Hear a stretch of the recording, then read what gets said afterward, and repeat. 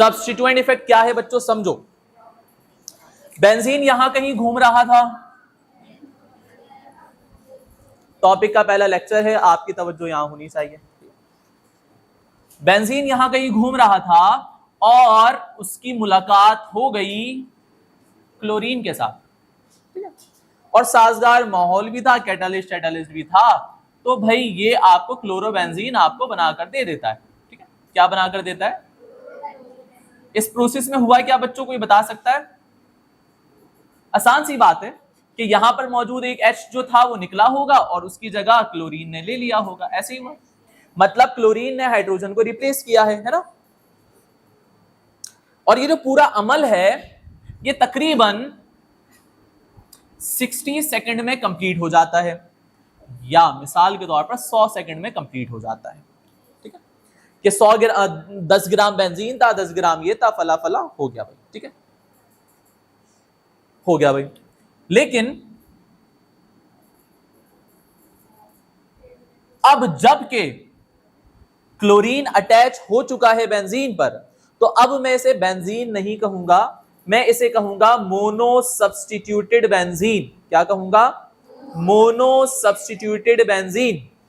आपने अल्काइलेशन करवाई, आपने एसाइलेशन करवाई, नाइट्रेशन करवाई, सल्फोनेशन करवाई, हर किसी के एंड में जो प्रोडक्ट बना था वो बेंजीन नहीं था, वो बेंजीन के अंदर सब्स्टिट्यूशन के बाद जो बना वो था, है ना। तो जब भी कभी बेंजीन में से एक हाइड्रोजन को कोई और इलेक्ट्रोफाइल रिप्लेस कर दे तो बनने वाले कंपाउंड को आप मोनो सब्स्टिट्यूटेड बेंजीन कहते हो। Why mono? क्योंकि एक हाइड्रोजन रिप्लेस हुआ है। Y substituted? क्योंकि सब्स्टिट्यूशन हुई है। बात समझ आ रही है? या मैं आपको आसानी के लिए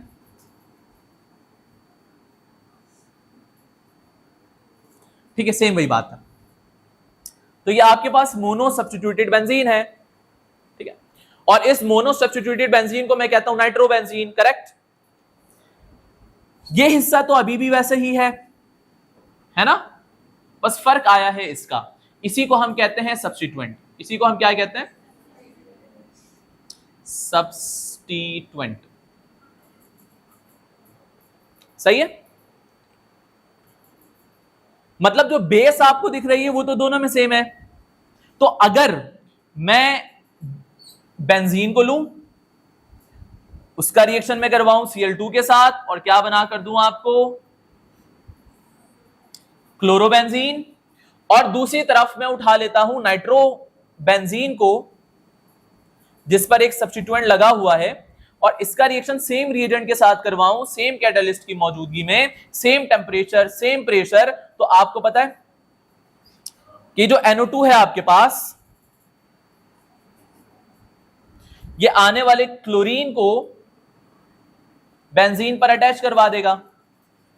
बेंजीन पर अटैच करवा दिया, इस कॉर्नर से एक H निकलेगा, Cl के साथ कंबाइन होगा और HCl बनाएगा।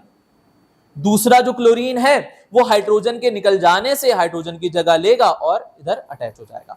क्या ये दोनों रिएक्शन सब्स्टिट्यूशन है? क्या ये दोनों इलेक्ट्रोफिलिक सब्स्टिट्यूशन है? क्या ये दोनों हैलोजिनेशन है? बिल्कुल। लेकिन अगर ये रिएक्शन 100 सेकंड में कंप्लीट हो रहा है तो हो सकता है ये रिएक्शन 200 सेकंड में कंप्लीट हो। और इसी के बरक्स अगर मैं यहां पर फिनॉल को ले लूं, किसे ले लूं? फिनॉल, और इसका रिएक्शन सेम रिएजेंट के साथ करवाऊं, same catalyst, same temperature, same pressure, तो क्या होगा? ये भी मोनो सब्स्टिट्यूटेड बेंजीन है या नहीं? क्योंकि एक हाइड्रोजन सब्स्टिट्यूट हुआ है OH ग्रुप के साथ, ठीक है, तो मोनो सब्स्टिट्यूटेड बेंजीन है। अब आने वाला जो क्लोरीन मतलब यहां से कहीं से, मिसाल के तौर पर यहां वाला जो H था उसके साथ में Cl को कंबाइन करके क्या बना दूं? HCl, और बचा हुआ जो Cl है वो इस H की जगह लेगा और आपको क्लोरोफिनॉल बना कर देगा। क्या ये भी सब्स्टिट्यूशन है? क्या इन तीनों रिएक्शन में से कोई किसी से मुख्तलिफ है? नहीं, तीनों हैलोजिनेशन, तीनों सेम कंडीशन में हुए हैं, लेकिन हो सकता है ये वाला रिएक्शन 10 सेकंड में कंप्लीट हो जाए। क्या बात समझ आ रही है? अब ऐसा क्यों है? क्या रिएक्शन का जो रेट है क्या वो बेंजीन पर डिपेंड कर रहा है, या फिर उस सब्स्टिट्यूएंट पर डिपेंड कर रहा है जो बेंजीन पर लगा हुआ है? किस पर डिपेंड कर रहा है?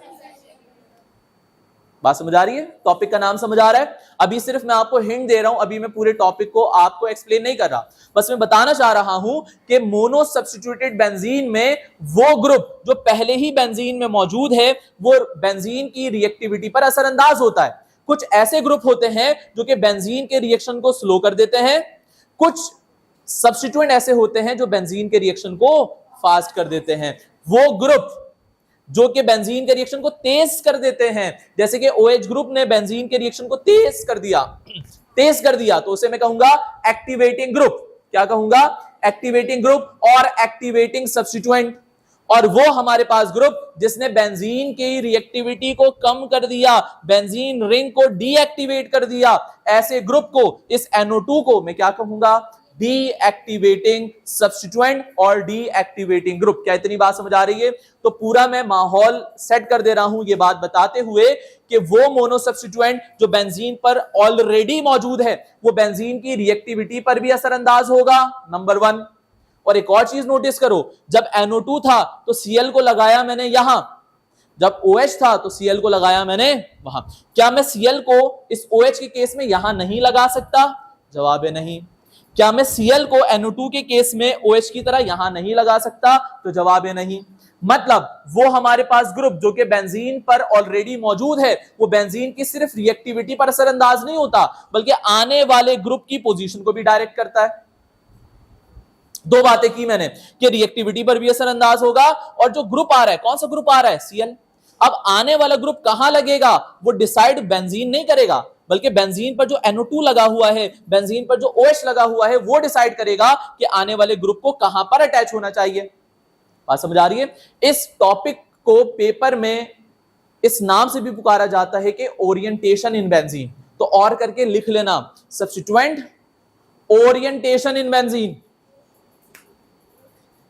अगली क्लास में डिटेल में बात करते हैं, फिलहाल मैंने टॉपिक को इंट्रोड्यूस करवा दिया है। ठीक है, फिलहाल टॉपिक को इंट्रोड्यूस करवा दिया मैंने कि वो ग्रुप जो कि बेंजीन पर लगा हुआ है वो बेंजीन की रिएक्टिविटी पर भी असरअंदाज होगा, मतलब बेंजीन रिंग की रिएक्टिविटी पर भी असरअंदाज होगा और आने वाले ग्रुप की पोजीशन को भी डायरेक्ट करेगा। इसी को हम कहते हैं सब्स्टिट्यूएंट इफेक्ट और ओरिएंटेशन इन बेंजीन। अब सवाल ये कि ये स्लो क्यों कर देगा, वो तेज क्यों कर देगा, ये आने वाले ग्रुप को यहां क्यों लगाएगा, वो आने वाले ग्रुप को वहां क्यों लगाएगा, कल के लेक्चर में डिटेल में मैं समझाऊंगा ऐसा क्यों होता है और आपके तमाम सवालों के जवाब, जो कि सवाल आपके पास होते नहीं है, उसके जवाब मैं खुद दे दूंगा। तो टॉपिक है हमारा आज का सब्स्टिट्यूएंट इफेक्ट, जिसे हम ओरिएंटेशन भी कह रहे हैं। बट ध्यान में बात ये रखने वाली है कि असल में सब्स्टिट्यूएंट इफेक्ट और ओरिएंटेशन इन बेंजीन सेम चीज नहीं है, बट आप इसे सेम कंसीडर करोगे अगर ये पेपर में आएगा तो। ठीक है, वो इसलिए क्योंकि orientation in benzene is the part of substituent effect. मतलब ओरिएंटेशन इन बेंजीन अकेला सब्स्टिट्यूएंट इफेक्ट नहीं है, बल्कि एक सब्स्टिट्यूएंट इफेक्ट की हमने पिछली क्लास में भी बात की है, जो कि है एक्टिवेटिंग और डीएक्टिवेटिंग सब्स्टिट्यूएंट। करेक्ट? तो एक्टिवेटिंग एंड डीएक्टिवेटिंग सब्स्टिट्यूएंट और साथ ही साथ ओरिएंटेशन इन बेंजीन, ये मिलाकर एक सिंगल टॉपिक बनता है जो कि है सब्स्टिट्यूएंट इफेक्ट। लेकिन पेपर में, चूंकि पास पेपर में ओरिएंटेशन के नाम से ये आता रहा है, तो इसीलिए मैंने साथ में और करके ओरिएंटेशन भी लिख दिया है, ताकि आपको याद रहे कि पेपर में अगर आए तो आपने यही लिखना है जो मैं आपको बता रहा हूं। क्या इतनी बात समझ आ गई? तो सबसे पहले हमने कल क्या तय किया था बेटा? हमने तय किया था कि दो तरह के सब्स्टिट्यूएंट होते हैं। एक होता है आपके पास एक्टिवेटिंग सब्स्टिट्यूएंट। क्या होते हैं बच्चों? एक्टिवेटिंग सब्स्टिट्यूएंट कह लो आप या एक्टिवेटिंग ग्रुप कह लो। ठीक है, क्या हुआ करते थे ये? क्या थे ये भाई? those substituent which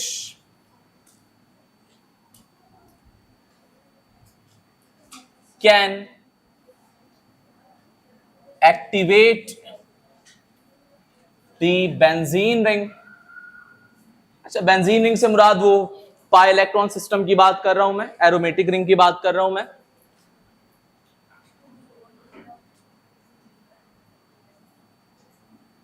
are called activating substituent. इस तरह के सब्स्टिट्यूएंट, अच्छा सब्स्टिट्यूएंट क्या थे? हमने कहा था सब्स्टिट्यूएंट वो एटम या एटम का ग्रुप है जो कि मोनो सब्स्टिट्यूटेड बेंजीन पर मौजूद हो, ठीक है, वो कोई भी हो सकता है। अगर वो बेंजीन रिंग को एक्टिवेट कर रहा है, और बेंजीन रिंग को एक्टिवेट करने का क्या मतलब है?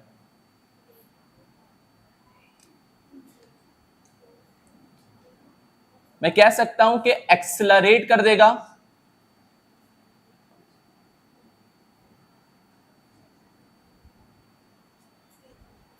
या फिर केमिस्ट्री टर्म में अगर मैं कहूं,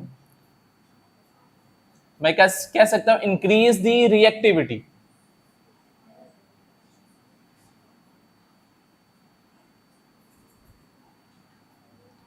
ऑफ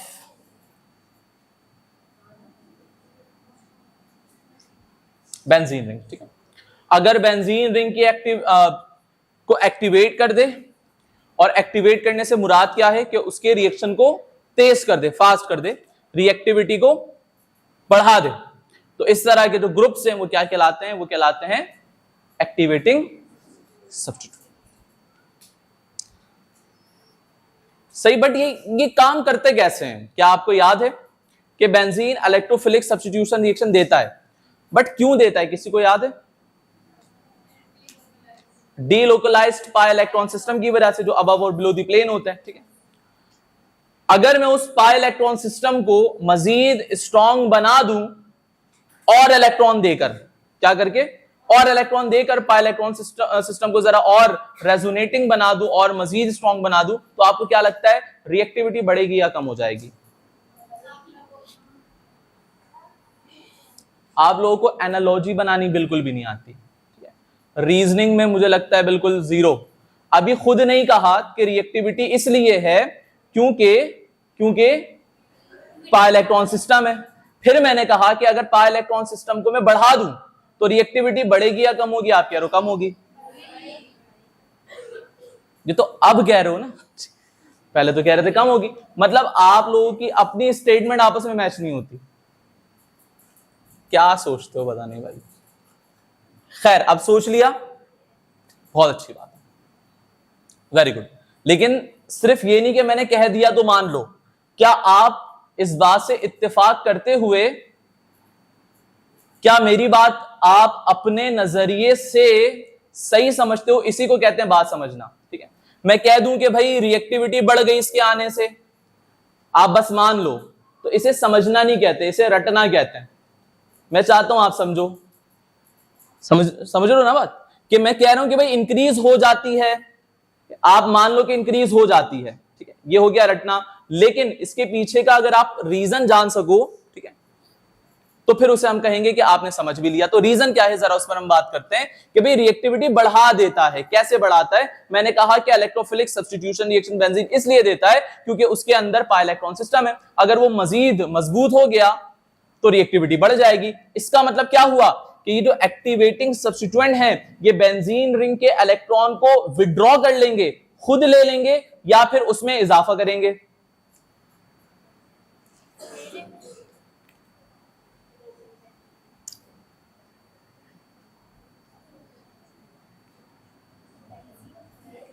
ए प्लस लेकर बैठे होते हो भाई, इतने सिंपल सी बात। मैथ्स की टर्म में कहूं तो 1+1=2 वाली बात कर रहा हूं। 3 जुमले कहे हैं मैंने, क्या कि इलेक्ट्रोफिलिक सब्स्टिट्यूशन रिएक्शन की वजह क्या है? आपने खुद बताई क्या है? Pi electron system, correct. फिर मैंने आपसे पूछा अगर पाई इलेक्ट्रॉन सिस्टम को मजबूत बना दिया जाए उसे और इलेक्ट्रॉन देकर, तो रिएक्टिविटी बढ़ेगी या कम होगी? तो क्योंकि ये रिएक्टिविटी को इंक्रीज कर रहा है, तो ये पाई इलेक्ट्रॉन सिस्टम में इजाफा कर रहा होगा या विड्रॉ कर रहा होगा? दूसरी बार में आप लोगों को बात समझ आती है, ठीक है। पहले भी सेम जुमले मैंने कहे थे, ठीक है, लेकिन बात समझ गए? ठीक है। ये आप इसलिए तो नहीं कह रहे क्योंकि पहली दफा मैंने कहा जवाब गलत है, तो आपने कहा बस एक गलत है तो बी बोल देते हैं हम, ठीक है। बात समझ रहे हो ना? तो इसका मतलब यह हुआ कि एक्टिवेटिंग सब्स्टिट्यूएंट दरअसल ऐसे सब्स्टिट्यूएंट होते हैं जो कि बेंजीन रिंग को इलेक्ट्रॉन देते हैं, बेंजीन रिंग को इलेक्ट्रॉन दे देते कि लो भाई और रिएक्शन कर लो, करेक्ट। तो इस तरह के ग्रुप जो इलेक्ट्रॉन डोनेट कर सकते हैं, इलेक्ट्रॉन दे सकते हैं, उन्हें क्या कहते हैं? They are electron donating groups. ये इलेक्ट्रॉन देते हैं ताकि रिएक्टिविटी में क्या हो, इजाफा हो जाए। ठीक है, मिसाल के तौर पर, मिसाल हम आपको दे देते हैं, कुछ मिसाल दे देते हैं, कुछ बुक से देख लेना भाई। OH हो गया आपके पास, अल्काइल ग्रुप हो गया, जैसे कि CH3 होता है आपके पास, ब्रैकेट में लिख देता हूं, ठीक है। जैसे कि आपके पास OR हो गया, जी सर, हाँ। अच्छा, पीछे जो ये 3 बच्चे बैठे हुए ना, अगर क्लास से बाहर जाना है तो मुझे बता दो, दोबारा नहीं बोलूंगा मैं, खास तौर से इतने तरीके से नहीं बोलूंगा मैं। मतलब मेरे समझ नहीं आता कि केमिस्ट्री की क्लास में जब मैं लेक्चर दे रहा हूं तो इतनी ज्यादा हंसी की क्या बात हो गई। एक तो है ना कि मैं PhD पढ़ा रहा हूं कि जोक भरे हुए बुक में, तो आपको हंसी आ रही है सुनकर।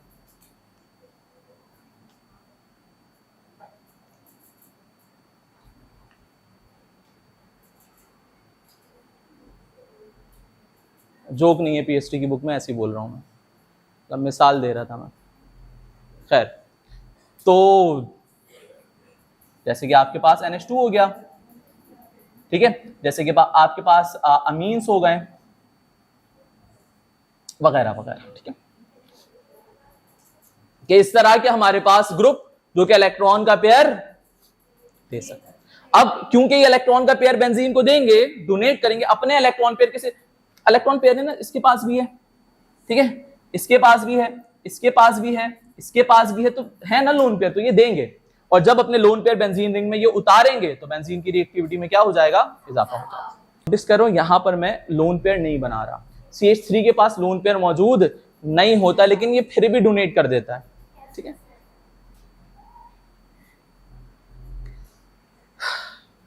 उधार लेकर, जैसे होता है ना, मिसाल के तौर पर आपके पास आपकी किसी से बहुत ज्यादा अच्छी दोस्ती है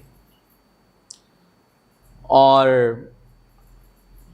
आपने उसे जितने काम बोले उसने कभी जिंदगी में कुछ काम मना नहीं किया, लेकिन आज उस दोस्त को आपकी जरूरत है और उसने कहा 10,000 रुपए दे दो, आपके पास तो है ही नहीं, तो आप हो सकता है किसी और से लेकर उसे, तो यही करता है ये।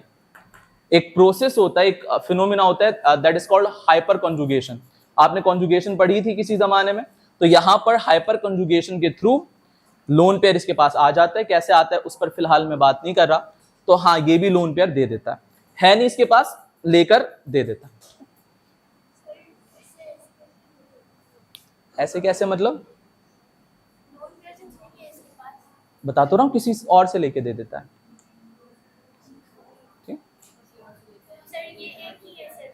अल्काइल ग्रुप ऐसे ही, अल्काइल ग्रुप ऐसे ही है नहीं, लेकिन लेकर दे देता है। किस प्रोसेस के थ्रू, हाइपर कॉन्जुगेशन। तो फिलहाल इतनी बात समझ आ गई। सेकंड मैं आपसे बात करूंगा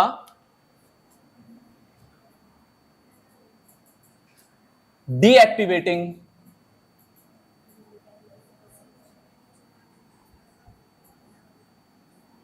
सब्स्टिट्यूएंट्स या डीएक्टिवेटिंग ग्रुप्स। अब मुझे बताने की जरूरत नहीं है ये क्या है ना।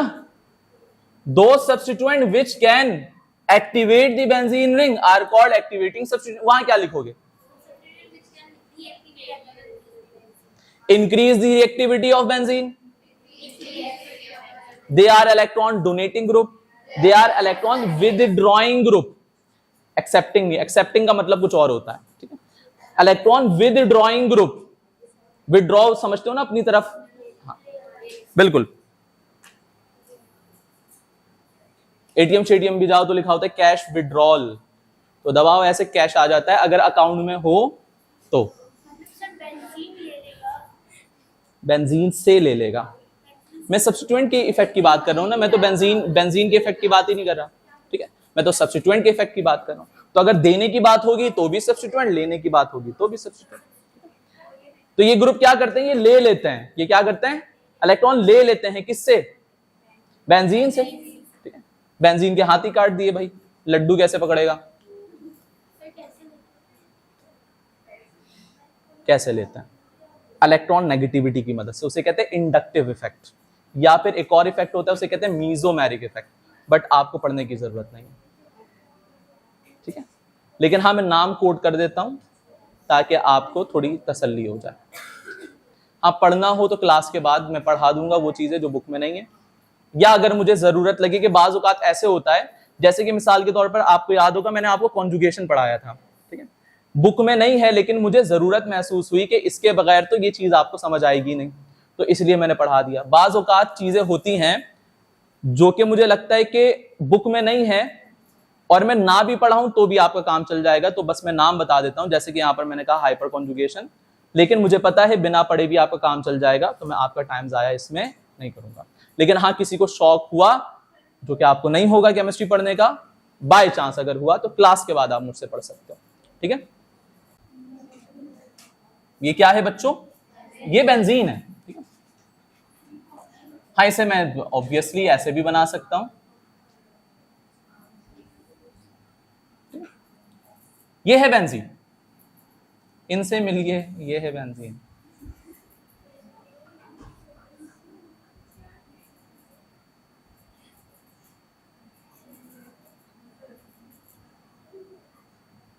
इसे क्या कहूंगा,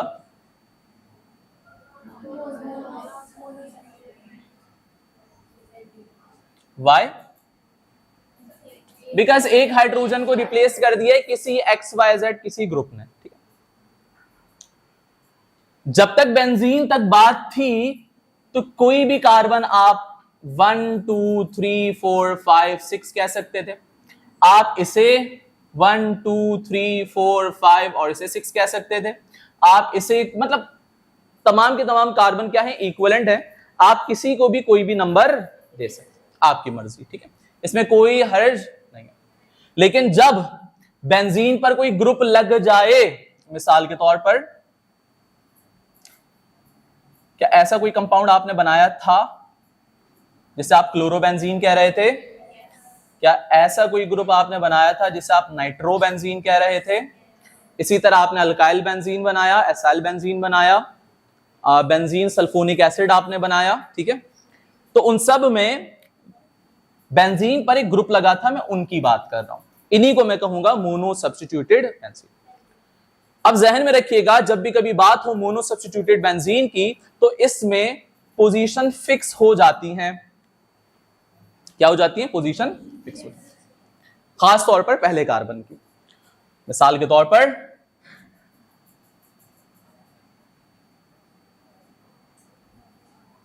अगर यहां कोई ग्रुप लगा हुआ है तो ग्रुप वाले कार्बन को हमेशा 1 कहते हैं। अब ये ग्रुप अगर यहां लगाओगे आप तो ये 1 हो गया, आप यहां लगा दो तो पहला कार्बन ये हो गया, लेकिन जिस कार्बन पर आपने पहला ग्रुप लगाया आपकी मर्जी, पहला आप कहीं पर भी लगा दो। लेट सपोज मैं यहां पर लगा रहा हूं तो जहां पर आपने लगाया वो होगा कार्बन नंबर 1। अब इस 1 के एडजेसेंट वाले को आप दोगे नंबर 2, नंबर 2 ये भी हो सकता है, नंबर 2 ये भी हो सकता है। बाज़ औक़ात ये डिपेंड करेगा यहां पर सब्स्टिट्यूएंट है या नहीं। मिसाल के तौर पर अगर यहां पर क्लोरीन लगा होता तो काउंटिंग करते आप 1 2 3 4 5, यहां से करते तो 1 2 3, तो काउंटिंग आप यहां से कर लेते हैं। ठीक है, लेकिन हाँ ये बात तो तय है कि बराबर वाला ये वाला 2 होगा या फिर ये वाला 2 होगा, इसी लिहाज से 3 4 5 और 6। इतनी बात समझ आ रही है। ये पहला नंबर तो हमेशा किसके लिए रहेगा, मोनो सब्स्टिट्यूएंट के लिए रहेगा। ये जो पोजीशन है बेटा 2 और 6 ये इक्विवेलेंट होती हैं, क्योंकि मैंने कहा आप इसे भी 2 कह सकते हो, इसे भी 2 कह सकते हो। तो क्यों कह सकते हो, क्योंकि ये दोनों पोजीशन इक्विवेलेंट है। इस इक्विवेलेंट पोजीशंस को हम कहते हैं ऑर्थो। क्या कहते हैं, ऑर्थो। इसी तरह 3 और 5 इसे हम कहते हैं मेटा, और 4 को हम कहते हैं पैरा।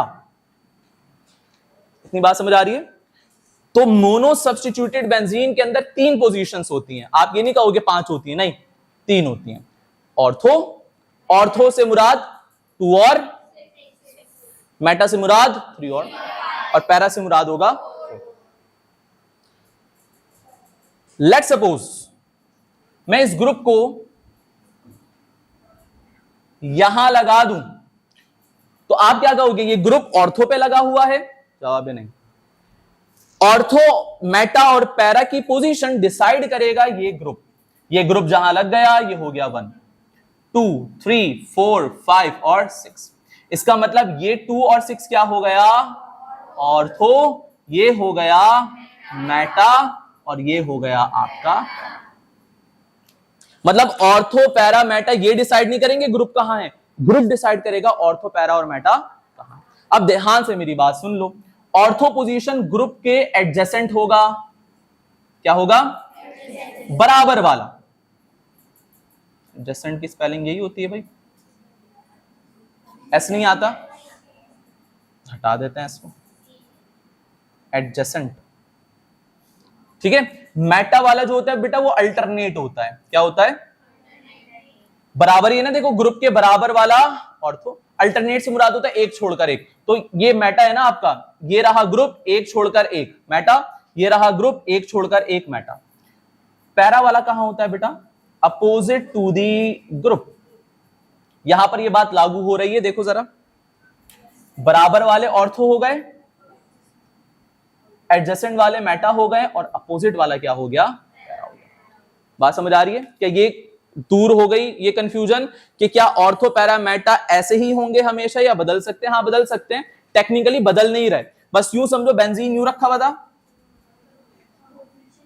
बात समझ आ रही? थोड़ी ओरिएंटेशन बदल दी है, फर्क तो कोई नहीं पड़ा। क्या इतनी बात समझ आ गई? अब मिसाल के तौर पर मेरे पास एक कंपाउंड है जिसे मैं कह रहा हूं नाइट्रोबेंजीन, और ये एग्जाम्पल है मोनो सब्स्टिट्यूटेड बेंजीन की। किसकी एग्जाम्पल है? अगर मैं इसका रिएक्शन क्लोरीन के साथ करवाऊं लिविस एसिड की मौजूदगी में,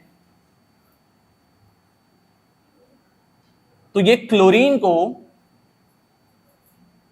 या तो यहां पर लगाएगा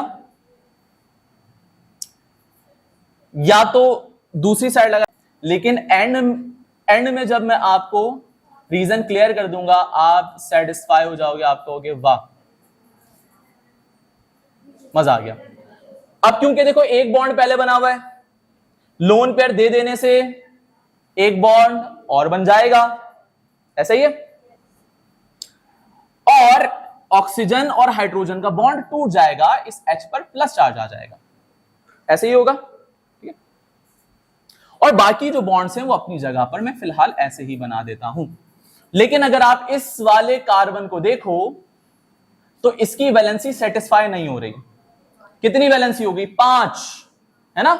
2 ऑक्सीजन के साथ 2 एक, इसका मतलब यहां पर बॉन्ड में कुछ गड़बड़। तो पता है क्या होता है कि जब ऑक्सीजन अपने लोन पेयर इस कार्बन को देगा ना, तो ये वाला बॉन्ड इन दोनों के पास से इस वाले कार्बन के पास शिफ्ट। डबल बॉन्ड का मतलब क्या होता है? इलेक्ट्रॉन। तो मैं ये कह रहा हूं डबल बॉन्ड वाले इलेक्ट्रॉन इस वाले कार्बन के पास शिफ्ट हो जाएंगे। इसका मतलब ये वाला जो बॉन्ड है एज इलेक्ट्रॉन इसके पास आ जाएगा, और जिसके पास बॉन्ड जाएगा, जिसके पास इलेक्ट्रॉन जाएंगे, उसके ऊपर कौन सा चार्ज आ जाएगा? नेगेटिव। ऐसे ही होगा। यहां तक बात समझ आ रही है? कोई मुश्किल बात नहीं। याद करो वो दिन जिस दिन मैंने आपको बताया था A double bond B, B single bond C, और अगर C के ऊपर डबल बॉन्ड हो, प्लस हो, माइनस हो या लोन पेयर हो, तो फिर क्या होगा? लेट सपोज अगर इसके ऊपर माइनस चार्ज हो तो कॉन्जुगेशन हो जाएगी, और इसकी जो शक्ल है, ये जो नेगेटिव चार्ज है वो A पर आ जाएगा और डबल बॉन्ड इनके दरमियान आ जाएगा। क्या किसी को ये बात याद है? हकल रूल में बताया था आपको मैंने। ये कुछ ऐसा दिखने लगेगा, ठीक है? ऐसा ही है। तो जरा देखो कंडीशन फुलफिल हो रही है ना? A double bond B, B single bond C, और C के ऊपर क्या है? तो इसका क्या मतलब है कि ये नेगेटिव चार्ज उठकर किसके पास आने वाला है, और डबल बॉन्ड किसके पास जाने वाला है?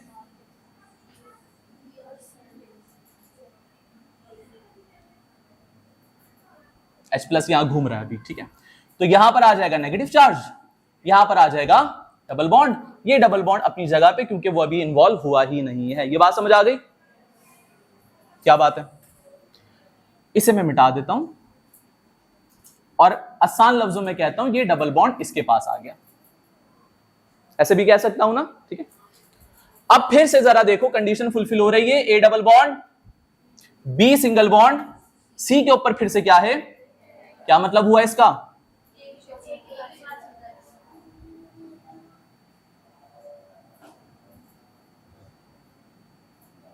ये बॉन्ड ऐसे ही रहा, इसके ऊपर आ जाएगा, यहां पर आ जाएगा, ये अपनी जगह ऐसे ही H+ घूम रहा है आसपास।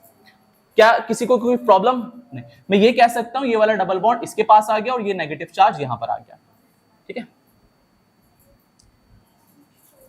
ये वाली बात समझ आ गई? अब फिर से देखो, A double bond B, B single bond C, और सी पर क्या है, इसका मतलब ये नेगेटिव चार्ज अब किसके पास जाने वाला है, जहां से ये आया था, जहां से ये आया था उसके पास, और जब वापसी चला गया तो डबल बॉन्ड जो बना था वो भी क्या हो गया, टूट गया, और ये जो बॉन्ड टूटा था ये वापसी बन गया, और नेगेटिव चार्ज ए पर आ गया, करेक्ट। और डबल बॉन्ड कहां जाएगा, ये डबल बॉन्ड कहां जाएगा बेटा,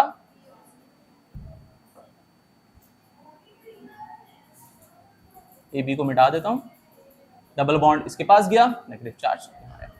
तो आपको कुछ ऐसा नजारा देखने को मिलेगा।